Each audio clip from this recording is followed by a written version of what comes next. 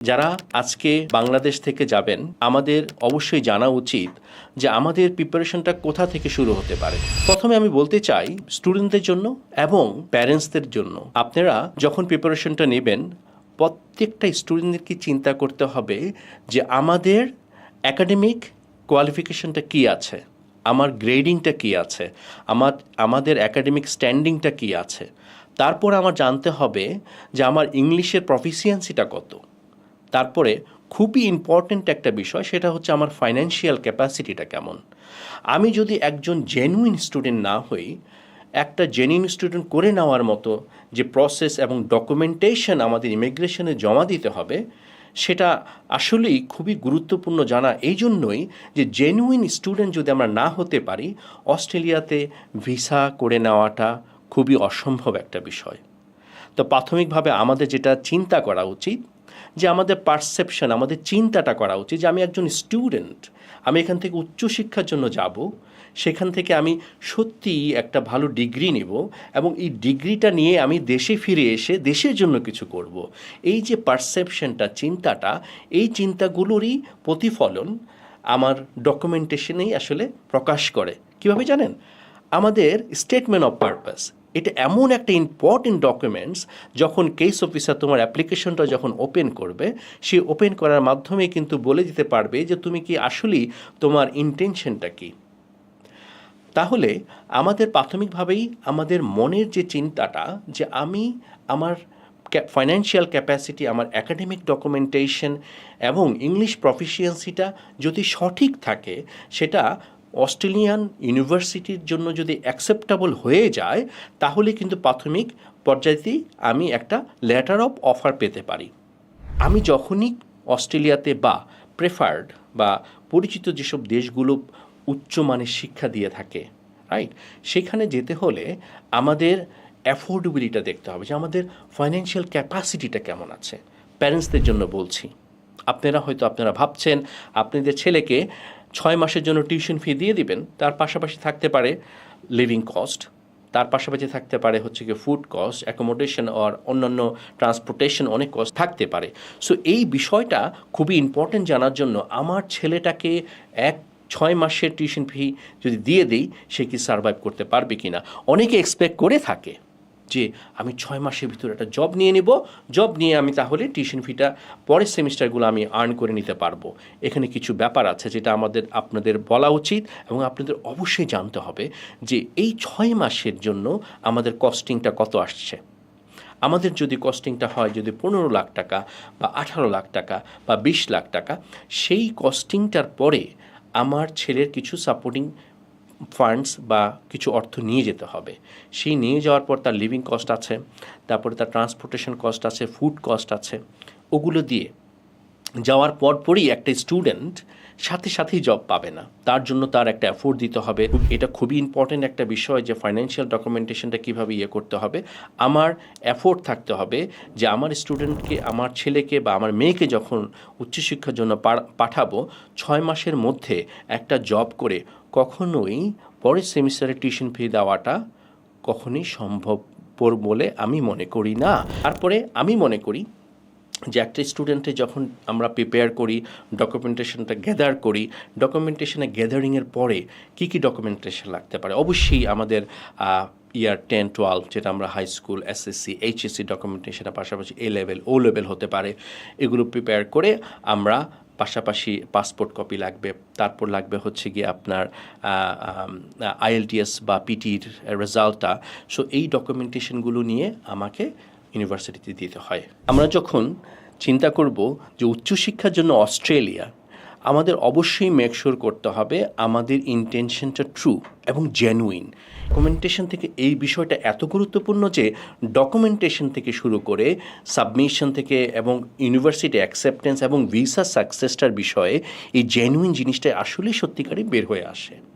তো আমাদের মন থেকেই চিন্তা করতে হবে, আমি যে উচ্চশিক্ষার জন্য যাচ্ছি সেই সাবজেক্টটা আমার কি, আমার পাস্টে কী সাবজেক্ট আমি পড়তাম, আমার হাই স্কুল হতে পারে বা এইচএসসিতে হতে পারে, আমার আন্ডার গ্র্যাজুয়েটে ব্যাচেলারে কী করেছি বা আমি মাস্টার্সে কোন কোর্সে যাব। এই তখন থেকে আমার বুঝতে হবে যে আমি যে ওই কোর্সটা করব, অস্ট্রেলিয়াতে গিয়ে যে কোর্সটা করব সেই কোর্সটা আমার পাস্ট যে কোর্সটা ছিল সেটার সাথে সেটা ম্যাপ করে এবং এর পাশাপাশি আমার ফিউচার যে ক্যারিয়ার প্ল্যানটা সেটা যেন অ্যালাইন করে। আর এই যে আমার আগের যে কোর্সটা করেছি, এখন যেটা করতে যাব অস্ট্রেলিয়াতে, এবং আমার ফিউচারে যে ক্যারিয়ার প্ল্যানটা, এইটাই কিন্তু বলে দেয় একটা স্টুডেন্টের রিয়েল ইন্টেনশন, রাইট? এই ইন্টেনশনটাকে আমরা রিফ্লেক্ট করি কোথায়?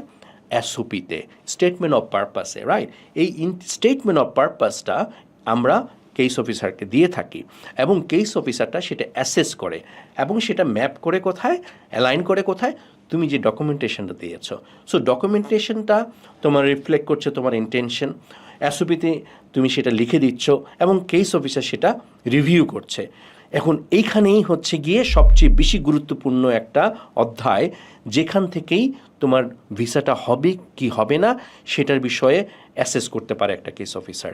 তুমি ধরো একটা ডকুমেন্টেশন দিয়েছো যে তোমার বাবার আর্নিংটা এত, তো তোমার ফিউচারে তোমার যদি টিউশন ফি এত টাকা হয় XYZ, সেক্ষেত্রে তোমার বাবা নেক্সট 1 ইয়ারের টিউশন ফিটা চালাতে পারবে কি না, তোমার অ্যাকোমোডেশন, তোমার লিভিং কস্টটাকে কাভার করতে পারবে কি না সেটা রিফ্লেক্ট করছে। এবং তোমার ফাইন্যান্সিয়াল ডকুমেন্টেশনে কিন্তু অনেক কিছু রিফ্লেক্ট করবে যে তোমার বাবার ফাইন্যান্সিয়াল ক্যাপাসিটি বা তোমার অ্যাসেসমেন্ট করতে পারে। তো আমরা যখন জেনিউন স্টুডেন্ট নিয়ে যখন চিন্তা করবো, অস্ট্রেলিয়াতে এটা বলে থাকে genuine student. What is genuine student? যেমন জেনিউন ইন্টেনশন, এবং সেটা রিফ্লেক্ট করছে এসওপিতে। আমরা জানি যে বাংলাদেশে অনেক কাউন্সিলর বা এডুকেশন কনসালটেন্ট সেটা তোমাদেরকে লিখে দেয়। মনে রাখবা, এইটা হচ্ছে তোমার স্টোরি, অন্য কেউই তোমার স্টোরি ভালো করে বলতে পারবে না। তোমার ইন্টেনশনটা কী, তুমি পাস্টে কী করেছো, তোমার সাবজেক্টটা কী ছিল, এখন কোন সাবজেক্ট নিচ্ছ উচ্চশিক্ষার জন্য, এবং তোমার ফিউচার ক্যারিয়ার প্ল্যানটা কী। সো এই যে ম্যাপিং করে এই স্টেটমেন্টটা আমরা এসওপির মাধ্যমে প্রকাশ করি, সেটা হতে হয় তোমার থেকেই, এবং সে নিজের থেকে বলা, যেটা একটা জেনুইন ন্যাচারাল একটা ভাষা প্রকাশ করতে পারবে একটা কেস অফিসারের কাছে, সেটা যদি রিয়েলিস্টিক মনে হয় তখনই ভিসা সাকসেসের একটা আমরা আশা করতে পারি। ডকুমেন্টেশন দেওয়ার পরে যখন লেটার অফ অফারটা পাবে, সেটা জেনারেলি অবশ্যই মোস্ট কেসেসেই হয়ে থাকে যে কন্ডিশনাল অফার। সেই কন্ডিশনাল অফারে অনেক কন্ডিশন থাকবে, যে তোমার হয়তো একটা গ্যাপ অফ স্টাডি ছিল, সেটার জন্য একটা সাপোর্টিং ডকুমেন্টস চাচ্ছে বা এক্সপ্লেনেশন চাচ্ছে। তারপরে যাবে তোমার হচ্ছে কি স্টেটমেন্ট অফ পারপাস, সেটা তোমাকে চাবে। তারপর চাবে মোস্ট ইম্পর্টেন্টলি তোমার ফাইন্যান্সিয়াল ডকুমেন্টেশন। সেই ডকুমেন্টেশনও দিতে হবে আমাদের 1 বছরের লিভিং কস্ট, ওটা অ্যাপ্রক্সিমেটলি $30,000। সেটা হচ্ছে গিয়ে অলমোস্ট 25 লাখ ও 26 লাখের টাকার মতো। তারপর দিতে হবে 1 বছরের টিউশন ফির কস্টটা। সো দুইটাকে কম্বাইন করলে অ্যাপ্রক্সিমেটলি আমাদের দেখাতে হয় 65 লাখ টাকার মতো। সেটা হয়তো পারে 50 লাখ টাকার উপরে। তো এই টাকাটা তোমাদের একটা ফিক্সড ডিপোজিট থাকতে পারে, সেভিংস অ্যাকাউন্টে থাকতে পারে। সো এই টাকাটা দেখানোর জন্য যে ডকুমেন্টেশনগুলো দেখাতে হবে, সেটার মধ্যে হচ্ছে গিয়ে সোর্স অফ ফান্ডস, রাইট? তোমার এই যে লিভিং কস্ট এবং টিউশন ফি কস্টটা 1 বছরে তুমি দেখাচ্ছ, সেটা কোথা থেকে টাকাটা এসছে, তোমার বাবা বা তোমার মা বা তোমার যে স্পন্সর, সেটা কোথা থেকে আর্ন করলো বা ফান্ডসটাকে ব্যাংকে এনেছে, সেটার একটা ডেফিনেশন দিতে হবে। সেটা একটা সাপোর্টিং ডকুমেন্টস দিতে পারে, হতে পারে সেটা তুমি একটা ল্যান্ড সেল করেছো তোমার বাবা, বা তোমার বাবা সেভ করে আসছে অনেক বছর ধরে বা অনেক মাস ধরে, তো সেটা তুমি একটা সোর্স দেখাতে পারো। এর পাশাপাশি আমাদের দেখা হতে হবে যে আর্নিং সোর্স অফ ইনকামটা কি, রাইট? তো সেটা তোমাকে হতে পারে যে আমি স্যালারিড ইনকাম, আমি জব করে বেতন পাচ্ছি, বা হতে পারে আমি বিজনেস করছি, সেই বিজনেস থেকে আমার আর্নিংটা হচ্ছে। সো এই ডকুমেন্টেশনটা দেওয়ার পাশাপাশি আরও কিছু ডকুমেন্টস থাকতে পারে, ট্রেড লাইসেন্স থাকতে পারে, ট্যাক্স রিটার্ন থাকতে পারে। তোমার এই ডকুমেন্টসগুলো যখন দিয়ে তুমি যখন সাবমিট করবে, তখন তোমার অ্যাকসেপ্টেন্সটা আসবে যে না, হ্যাঁ, তোমার ফাইন্যান্সিয়াল ডকুমেন্টেশন অ্যালাইনড এবং এটা জেনুইন।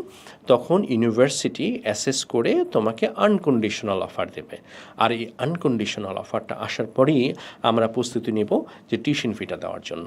এই টিউশন ফিটা দেওয়ার পরেই তখন আমরা যেটা করে থাকি যে ইমিগ্রেশনে বা ওয়েবসাইটে অনলাইনে আমরা অ্যাপ্লিকেশনটা সাবমিট করি।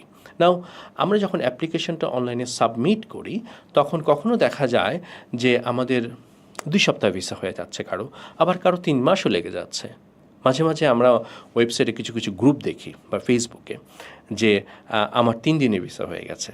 তো যারা নাকি বসে আছে 2 মাস ধরে তারা খুব প্যানিক হতে থাকে এবং তাদের সেই কনসালটেন্সি ফার্মকে বা ইউনিভার্সিটিকে বা ইনস্টিটিউশনকে খুব প্রেশার ক্রিয়েট করে, ও মাই গড আমার ফ্রেন্ড পেয়ে গেছে 1 সপ্তাহ, আমি এখনও পাচ্ছি না।